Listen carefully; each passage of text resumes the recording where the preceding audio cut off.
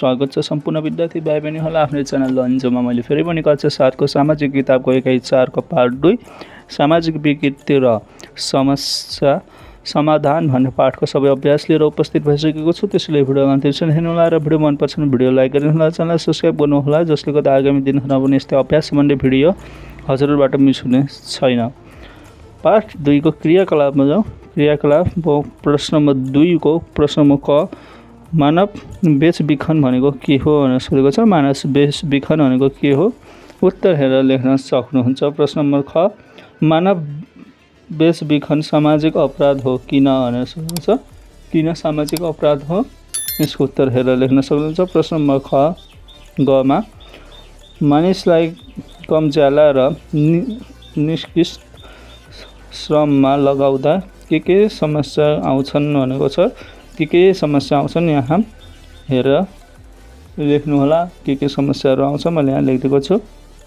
प्रश्न घ मानव अङ्ग बेचबिखनमा मुख्य गरी शरीरका कुन कुन अङ्ग बेचबिखन हुने गर्दछ भनेको छ। कुन कुन अङ्गहरू बेचबिखन हुन्छ त्यो मैले यहाँ लेखिदिएको छु। जुन अङ्ग भनेको मृगौला रहेको छ। किडनी चाहिँ बढी बेचबिखन हुने गर्छ र किडन्याप गर्दा पनि मानिसहरू किडनी नै झिक्ने गर्छन्। प्रश्नमा अङ्गको नि उत्तर हेरेर लेख्न सक्नुहुन्छ। प्रश्न नम्बर 3 मा सोधखोज गरेर लेख्नुहोला भनेको छ। सोधखोज गरेर आफै लेख्न सक्नुहुन्छ। प्रश्न नम्बर 4 मा निष्कर्ष कक्षामा प्रस्तुत गर्नुहोस् भनेको छ। यो निष्कर्षहरू कक्षामा प्रस्तुत गर्नुहोला। मैले यहाँ थोरै लेखिदिएको छु, आफूले कक्षामा प्रस्तुत गर्न सक्नुहुन्छ। प्रश्न नम्बर 5 मा चार्ट बनाउन प्याम्पलेट बनाउन भनेको छ र प्याम्पलेट वा चार्ट मैले यहाँ बनाइदिएको छु, हेरेर लेख्न सक्नुहुन्छ। हजुरले आफूले जान्नुभएको छ भने पनि योभन्दा राम्रो बनाउन सक्नुहुन्छ।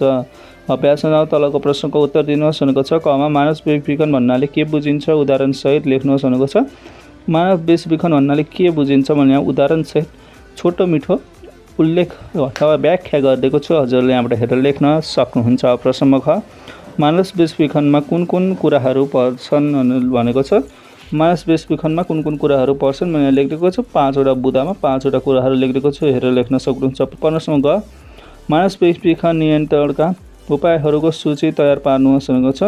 मानव बेचबिखन नियन्त्रणका उपायहरू के रहेका छन् मैले 4 वटा बुदामा यस टुङ्गाइदिएको छु, हेरेर लेख्न सक्नुहुन्छ। प्रश्न नम्बर घमा फजुल खर्च भनेको के हो भनेर सोधेको छ। फजुल खर्च भनेको के हो? आफूलाई चाहिएभन्दा बढी खर्च गर्नु हो, त्यसलाई फजुल खर्च भनिन्छ। मैले यो छोटो मिठोमा भने, तर यहाँ अर्को उत्तर रहेको छ, हेरेर लेख्न सक्नुहुन्छ। प्रश्नमा अङ्ग तपाईँ फजुल खर्च कम गर्न के गर्नुहुन्छ सूची बनाउनुहोस् भनेको छ। फजुल खर्च कम गर्न हामीले के गर्छौँ र मैले के गर्छु मुख्य गरी मैले यहाँ 5 वटा बुदामा लेखिदिएको छु, हेरेर लेख्न सक्नुहुन्छ। प्रश्न नम्बर च लैङ्गिक विभेद भन्नाले के हो र किन गर्नु हुँदैन भनेको छ। लैङ्गिक विभेद किन गर्नु हुँदैन मैले यहाँ छोटो व्याख्या गरेको छु, हेरेर लेख्न सक्नुहुन्छ। र आजको भिडियोमा यति नै। भिडियो मन पर्छ भने भिडियो लाइक गर्नुहोला, च्यानल सब्स्क्राइब गर्नुहोला, जसले गर्दा आगामी दिनहरूमा पनि यस्तै अभ्यास सम्बन्धी भिडियो हजुरबाट मिस हुने छैन। र आफ्नो 4 जना साथीहरूलाई भिडियो सेयर गरेर कमेन्ट बक्समा आफ्नो नाम लेखिदिनुहोला। धन्यवाद।